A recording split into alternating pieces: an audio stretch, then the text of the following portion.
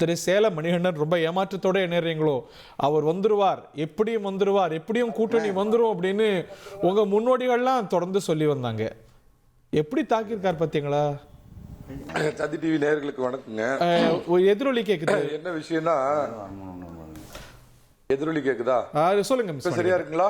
S S கோ head. தந்தி TV நேயர்களுக்கு வணக்கம். அதான் ஹரிகரன் வந்த உடனே எனக்கு கலப்புரை ஆரம்பிச்சிட்டாருன்னு நினைச்சேன். நான் ஒருபோதும் வந்துருவாரு அப்படின்னு நான் எந்த காலத்திலயும் சொன்னதில்லைங்க. கட்சி தலைவர்களே அதிமுக சொன்னாங்களே. தவறுங்க, மிக தவறு. அது வைகை செல்வன் மாதிரி மூத்த தலைவர் போய் நேத்து அவர் ஏதோ முன்னாடி வந்து புரட்சி தலைவர் படத்தையும் பேரறிஞர் அண்ணா படத்தையும் வச்சிருக்கிறார் அப்படின்னே அவர் அதிமுகவோடு வருவதற்கான சமீட்சை என்று தோன்றுகிறதுங்கிறதுலாம் ரொம்ப அபத்தம். அதிமுக தலைவர்கள், இரண்டாம் கட்ட தலைவர்கள் ஏன் இந்த மாதிரி நடந்துக்கிறாங்க அப்படின்னு எனக்கு தெரியல. முதல்ல திரு விஜய் கேட்ட கேள்விக்கு நான் பதில் சொல்லிட்டு போயிடுறேங்க. அதிமுக இப்போ யாருகிட்ட இருக்குது அப்படிங்கிற மாதிரி அவர் கேள்வி கேட்டிருந்தாருங்க. ரொம்ப நியாயமான கேள்விங்க. அப்பா சம்பாரிச்ச பணத்துல சொகுசா நல்லா உல்லாசமா வாழ்ந்துட்டு 50 வயசுல திடீர்னு மக்கள் மேல பற்று வந்து நான் சம்பாரிச்ச பணத்தெல்லாம் மக்களுக்காக செலவு பண்ண போறேன் அப்படிங்கிற நபர் பின்னாடி இல்லாம ரொம்ப சாதாரண நிலையில உச்ச நட்சத்திரமா உயர்ந்திருக்கிறார் சார். அவர் உழைப்ப அவ்வளவு லேசாவா மதிப்பிடுறீங்க? ஏன் சார், அவங்க அப்பா வந்து சன் ஆஃப் சந்திரசேகருங்க. அந்த காலத்துல பிரபல director. Porn with diamond spoon, silver spoon இல்ல, பான் வித் டைமண்ட் ஸ்பூன். என்ன லயோலா காலேஜ்ல அவங்க மாமா இருந்து காசு கொடுத்து தூக்கி விட்டாரு. எடப்பாடி பழனிசாமி கூட வாரிசு யாராவது தூக்கி விட்டாங்களா?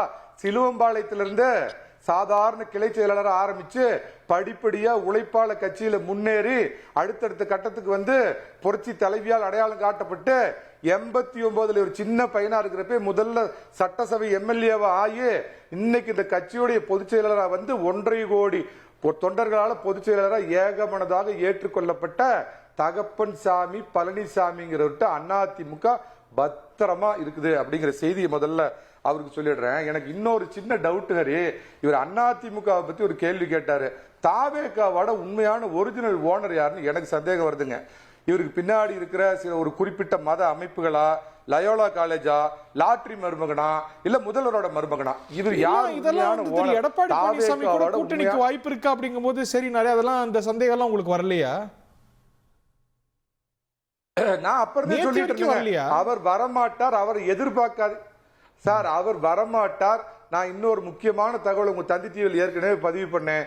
2021 தேர்தலுக்கு எப்படி கமலஹாசன் என்பவர் ஒருத்தரை தயாரிச்சு அவரு பாத்தீங்கன்னா 2 திராவிட கட்சி எதுக்குறேன் இல்ல முடிவு பண்ணிட்டீங்களா, யாருக்கு ஓட்டு போட போறேன் அப்படின்னு ரொம்ப அப்படி சின்சியரா டிவி ரிமோட் எல்லாம் போட்டு உடச்சு டார்ச் லைட் அடிச்சாருல்ல, அவர் கடைசியா எங்க போய் நின்னாரோ அந்த மாதிரி 2026 தேர்தலுக்காக திமுகவால் தயாரிக்கப்பட்ட கமல் 2.0 தான் விஜய் அப்படின்னு நான் சொல்றேன். ஸ்டாலினை அவ்வளவு கடுமையா சாடுறாரு. ஏங்க கமலஹாசன் ஒரு நிமிஷம், ஏன் கமலஹாசன் அன்னைக்கு டார்ச் லைட் எடுத்து அடிச்சு ரிமோட்டை போட்டு டிவி உடச்செல்லாம் மறந்துட்டீங்களாரு? அவர் என்ன இதோட தத்ரூபமா நடிச்சார். அவருக்கு நடிக்கவா சொல்லி தரணும்? நவரச நாயகனுக்கு, நம்ம கமலஹாசனுக்கு, உலக நாயகனுக்கு அவர் என்னென்னலாம் பேசினாரு. அப்படியே ஸ்டாலின் இது பேச்ச கேட்ட உடனே ரிமோட்டை ஓங்கி 100 மைல் வேகத்துல ஓங்கி அடிச்சு டிவியை உடைச்சாரு. அதெல்லாம் மறந்து போயிட்டீங்களா? அவ்வளவும் போட்டுட்டு மொத்த கட்சியும் கொண்டு போய் அறிவாலயத்தில் அடமானம் வச்சுட்டு மொத்த எம்பி சீட்டை வாங்கிட்டு டெல்லியில போய் உட்கார்ந்துட்டு இருக்கிறாரு.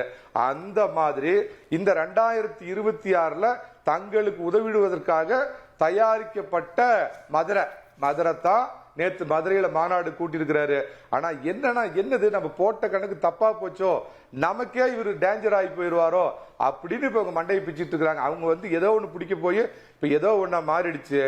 அவர் தனியா நிக்கட்டுங்க. அவர் யாரு இப்ப அவரை கூப்பிட்டா, நான் திரும்ப உங்க தந்தி டிவி லட்சக்கணக்கான தந்தி டிவி பாக்குற நேயர்கள் முன்னாடி ஒன்று சொல்றேன், அதிமுக தொண்டர்கள் தயவு செய்து இரண்டாம் கட்ட தலைவர்கள் இந்த மாதிரி உங்க யான பலத்தை வச்சுக்கிட்டு விஜய் நேத்து வந்த இந்த சின்ன பிள்ளைகளாம் எதிர்பார்த்துக்கிட்டு பேசுறதுங்கிறது துரதிர்ஷ்டவசமானது. எவ்வளவு தேஞ்சு போய் ஞானப்படுத்தாலும் குதிரை மட்டங்கிற அளவுக்கு 22% ஓட்டு வாங்கி இருக்கிறோம். அப்படிங்கிறப்ப வருகின்றது சட்டசபை தேர்தல். திராவிட மாடல் ஆட்சி கொடுத்த ஸ்டாலினுக்கு எதிராக மக்கள் ஒற்றை விரலால் ஓங்கி அடிக்க காத்துட்டு இருக்கிறப்ப விஜயை பத்தி இனிமேல் இந்த தடவி கொடுத்து பேசுறது, அப்படியே இது பண்ணி பேசுறதை விட்டுட்டு விஜயை எதிர்கொள்ளுங்கள், விஜயை அம்பலப்படுத்துங்க. சினிமாவில் சூப்பர் ஸ்டார் அரசியல்ல ஒருபோதும் பழனிசாமி ஆக முடியாது. ஓகே, அவர் பழனிசாமி அவர்கள் சொல்லும்போது அவருடைய அரசியல் அனுபவமே கிட்டத்தட்ட அரை நூற்றாண்டு அப்படிங்கிறார். திரு மணிகனுடைய கருத்துக்கு பதில் சொல்லுங்க. அதிமுக நிறுவனரை வானலாவா போற்றார், ஆனா தொண்டர்களுக்கு என்ன செய்யணும்னு சொல்லும்போது என்ன செய்யணும்னு தெரியும் சொல்லும்போது வாக்குகளை குறிவைக்கிறார். அதிமுக வாக்குகளை இல்லை சார், எல்லாரும் வாக்கையும் குறிவைக்கிறாரு. எல்லாரோட ஓட்டு வேணும்னு தான் தமிழக வெற்றிகள் ஆரம்பிக்கும். நான் ஆரம்பத்துலேருந்து நம்ம நிறைய நேர்காணல் பேசியிருக்கிறோம். அதிமுக கூட ஒருபோதும் நீங்கள் வந்து பார்த்தீங்கன்னா சில ஜோசியவாதிகள் அரசியல் விமர்சகர்கள்லாம் வந்து பார்த்தீங்கன்னா அவங்க வந்து மெஜ்ஜாயிடுவாங்க, கூட்டணி சேர்ந்துருவாங்க, அவங்களுக்கு கீழே இவர் போயிடுவார், இவங்களுக்கு கீழே அவர் போயிடுவார், பிஜேபி தனியாக நின்னாலும் அவர் வந்து பார்த்தீங்கன்னா எடப்பாடிக்கு அதிமுகவோட ஆதரவுன்னு பேசுவார்ன்ற மாதிரிலாம் பெரிய பெரிய கணக்கெல்லாம் சொன்னாங்க. இதையும் தாண்டி பார்த்தீங்கன்னா இப்போ சொல்கிறார் பார்த்தீங்களா, பெரிய மன்னர், அதிபர், கஷ்டப்பட்டார், விவசாயி, டிராக்டர் ஓட்டுனார், அதிமுக வலுத்தெடுத்தார், காலில் விழுந்தார், பதவி வாங்கினார், 4.5 வருஷம் ஆட்சி நடத்தினார், கடனுக்கு ஆட்சியை உண்டாக்குனார். எடப்பாடி பழனிசாமியும் என்ன சொன்னாருன்னு கேட்டிங்கன்னா, நெல்ல நீங்கள் வந்து பார்த்தீங்கன்னா தாவேக்காவை நாங்கள் வந்து வருவோம்னு சொல்கிற மாதிரி விஷயங்கள்லாம் நம்ம பேசினதுலாம் பார்த்தோம். பாஜக இருக்கவங்களும் இவ்வளோ நாள் விஜய் விமர்சனம் செய்யலையே, அதனால அந்த ஒரு புரிதல் 1+1 2ன்னு அரசியல் கணக்கு போட்டாங்க. யாரை நம்பி யார் போகிறது? ஒரு கேட்டிங்கன்னா ரெட்டை இலை செத்த இலையாக மாறினதுக்கு அப்புறம் வந்து பார்த்தீங்கன்னா திருப்பி எதுக்கு உயிரை கொடுக்கணும்? அவர் வந்து உச்சபட்ச நட்சத்திரத்திலிருந்து வந்து தமிழ்நாட்டு மக்களுக்கு இந்த 2 ஊழல் கட்சியும் விரட்டி அடிக்கணும்னு சொல்லி களத்தில் வந்தவர் எடப்பாடி பழனிசாமியை கூட்டிட்டு போய் முதலமைச்சர் நாற்காலியில் உட்கார வச்சு 4.5 வருஷம் சசிகலா அம்மாவுக்கு எப்படி ஹல்வா கொடுத்தாரோ, எப்படி தண்ணி கொடுத்தாரோ, அந்த மாதிரி ரொம்ப நம்பிக்கை நட்சத்திரம் கஷ்டப்பட்டு வந்த எடப்பாடி பழனிசாமியை முதலமைச்சர் ஆக்கிறதுக்கு தமிழக வெற்றி கழகம் உருவாக்கி வந்ததா? நான் அதான் சொன்னேன் ஆரம்பத்தில் இருந்து, தமிழக வெற்றி கழகம் ஒருபோதும் அதிமுக, திமுக, பாஜகவோட கூட்டணி வைக்காது. 2000% நான் சொல்றேன். அதிமுக, திமுக, பாஜக கூட்டணி வைக்காதுங்க, கண்டிப்பாக நடக்காது, நடக்காத விஷயம். அதை தான் சொல்றேன். அவர் சொன்னதுல நேற்று நடந்த மாநாட்டில் எல்லா விஷயத்தையும் உண்மையா பேசியிருக்காரு மரியாதைக்குரிய விஜய் அவர்கள். எம்ஜிஆர் அவர்கள் வந்து பாத்தீங்கன்னா இந்த பார்ட்டியை உருவாக்குனார். தமிழக வெற்றி கழகம் வந்து விஜய் அவர்கள் உருவாக்கின பார்ட்டி. எடப்பாடி பழனிசாமி அதிமுக அவர் தேவைக்கு 10 ஜமீன்தார் 10 பண்ணையார் பைலாவை மாத்தி யார் உருவாக்கின இயக்கம்? எம்ஜிஆர் அவர்கள் தொண்டர் உருவாக்கின இயக்கத்தை வந்து இவர் உரிமை கொண்டாடிட்டு எலெக்ஷன் கமிஷன் அங்கீகரிச்சிருக்கக்கூடிய இன்னும் வந்து பாத்தீங்கன்னா எந்த இடத்துல கோர்ட்ல கேஸ் இருக்கு? ஓ பன்னீர்செல்வம் வந்து பாய்காட் வாங்கிட்டு டாடா காமிச்சிட்டு வெளில போயிட்டாரு. அதிமுகவை மீட்க போறேன், அதிமுக தொண்டரை மீட்க போறேன் தினகரன் அவர்கள் பேசாம இருக்கிறாரா? சசிகலா அம்மா வந்து பாத்தீங்கன்னா என்ன நடக்க போகுதுன்னு இன்னைக்கு வந்து பாத்தீங்கன்னா கூட்டணி 3வது கூட்டணி அமையும் பேசுறார். யாரு? மரியாதைக்குரிய தினகரன் அவர்கள். அதிமுக ஒன்றிணைக்க முடியுமா? 2600 செயற்குழு உறுப்பினர் வச்சிருக்கின்ற எடப்பாடி பழனிசாமி உங்களுக்கு வந்து பாத்தீங்கன்னா அதிமுக தொண்டர்கள் என்ன அளவு அங்கீகாரம் கொடுத்திருக்காங்க தமிழ்நாட்டில்?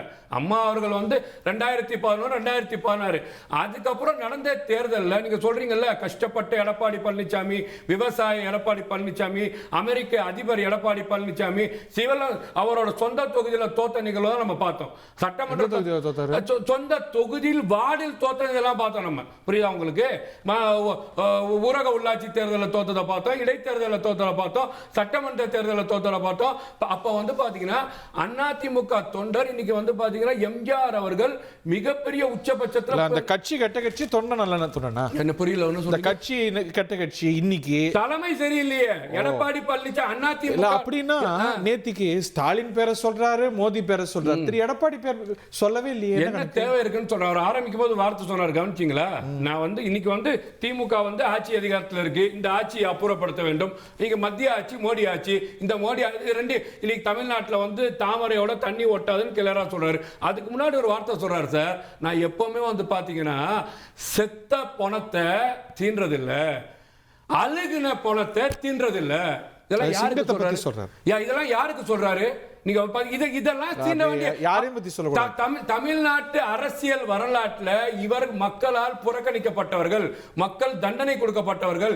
இவங்க அரசியல் அதை சொல்லிட்டு இன்னொரு வார்த்தை சொல்றாரு, தமிழக அரசியல்ல டிஎம்கேவா டிவிகே தான். அதிமுக எங்க இருக்கு? Where is AIADMK? காணா போச்சு. மக்கள் வந்து பாடம் போயிட்டாங்க. அது பண்ண அந்த தொண்டர்கள் குழப்பத்தில் இருக்கிறாங்க. Okay. அந்த தொண்டர்கள் எங்க வருவாங்க? திமுகவில் எதிர் மனநிலையில் வளர்ந்தவர்கள். அந்த தொண்டர்கள் கண்டிப்பாக Okay. தமிழக வெற்றி கழக மரியாதைக்குரிய Okay. விஜய் அவர்கள் களத்துல வந்துட்டாங்க, வந்து கொண்டு இருக்கிறாங்க, வர போறாங்க. Okay. அததான் அவர் சொல்றாரு. திரு வீர விக்னேஸ்வரன் அவர்களை நிகழ்ச்சிக்கு அன்போடு வரவேற்கின்ற மணிகண்டன், அவரோட யுக்தியை பார்க்கறீங்களா? அதிமுக தலைமையை விமர்சிக்கிறார், கூட்டணியை விமர்சிக்கிறார், ஆனா தொண்டர்களை இழுக்க பார்க்கிறார். இந்த யுக்தி வேலை செய்யாதா? ஹரி, ஒரே ஒரு விஷயம், 2 இன்சிடென்ட் குறிப்பிடுறேன், அதுக்கு மட்டும் நான் அனுமதிங்க. 2010 பாத்தீங்கன்னா திரு கருணாநிதி அவர்கள் ஒரு பொதுக்கூட்டத்தில் பேசிட்டு இருக்கிறப்ப திடீர்னு மயக்கம் அடிச்சு விழுந்துட்டார், எல்லாம் பதறி போனாங்க. அடுத்த 2 நாள் கழிச்சு கோயம்புத்தூர்ல பெரிய ஒரு கூட்டத்தில் பேச வந்தார். எப்பயும் சொல்றதுக்கு இல்லாம 10 மடங்கு கூட்டம் அதிகமா இருந்தது. கருணாநிதி அவர்கள் ஆரம்பிச்சார். அவர் என்ன முதல்ல ஆரம்பிச்சார்னா, நீங்கள் என் பேச்சை கேட்க வந்த கூட்டம் அல்ல இது, என் பேச்சை கேட்க வந்த கூட்டம் அல்ல இது, என்னை பார்க்க வந்த கூட்டம் அப்படின்னாரு. அப்ளாஸ் வாங்கினார், அது வேற விஷயம். அதே மாதிரி இந்த மதுரை, நேற்று மதுரையில் இந்த குருவி ஒரு மாநாடு போட்டார்ல, 4:30 மணிக்கு ரேம்ப் வாக், எல்லாத்தையும் கீழே நிக்க வைப்பாராம். இவர் ரேம்ப் போட்டுட்டு ரேம்ப் வாக்கு, அதுல என்னமோ பிரதமருக்கு இருக்கிற எஸ்பிஜி பாதுகாப்பு மாதிரி 2 டுபாக்கூர் பொட்டியை வச்சுக்கிட்டு கூட 4 பேர் போவாங்களாம். ரேம்ப் வாக்கு 4:30க்கு முடிச்சாருங்க. இவர் இந்தாண்ட திருவண்ணே 1.5 லட்சம் பேர் காலி ஆயிட்டான், வந்த மொத்த சேரும் காலி ஆயிடுச்சு. அது ஒரு நடிகரை பார்க்க வந்த கூட்டம். விஜய பேசுறப்ப எத்தனை பேர் இங்க உட்கார்ந்து இருந்தாங்கன்னு பாத்துக்க. இதுதான் விஜய்க்குள்ள மார்க்கெட். திரும்ப சொல்றேன், சினிமாவோட சூப்பர் ஸ்டார், அரசியல்ல அரை கிளாஸ் கூட தாண்ட முடியாது. அவ்வளவு சிரத்தை எடுத்து ரேம்ப் வாக்க பார்க்க வரவன் ஓட்டு சாவடிக்கு போய் ஓட்டு போட மாட்டானா சார்? அப்படியே உங்க தந்தி டிவி நேத்து லைவ் நானும் தான் டெல்லியில உட்கார்ந்து பாத்துட்டு இருந்தேன். ரேம்ப் வாக் முடிஞ்ச உடனே டோட்டல் சேரு காலி ஆகி போச்சுங்க. நடிகனை பார்க்க வந்த கூட்டம். அரசியல் தலைவர் நினைச்சிருந்தாங்கன்னா விஜய் பேசுற 35 நிமிஷம் நல்லா மனப்பாடம் பண்ணி பிராம்ப்ட் இல்லாம நேத்து கொஞ்சம் ஓரளவுக்கு ஒரு ஸ்டெப் முன்னேறி அப்படியே ஒப்பிச்சார்ல, அதையாவது குறைஞ்சபட்சம் கேட்டிருக்கணும். இந்த பக்கம் திரும்பினாரு, அந்த பக்கம் அப்பீட் ஆயிட்டாங்க. அதுதாங்க அது. சன்னி லியோன் வந்தா என்ன கூட்டம் வருதோ அந்த கூட்டம் விஜய்க்கு வந்ததுங்க. அது ரசிகரிப்பாருங்க, நான் ஒத்துக்கிறேன். ஓகே.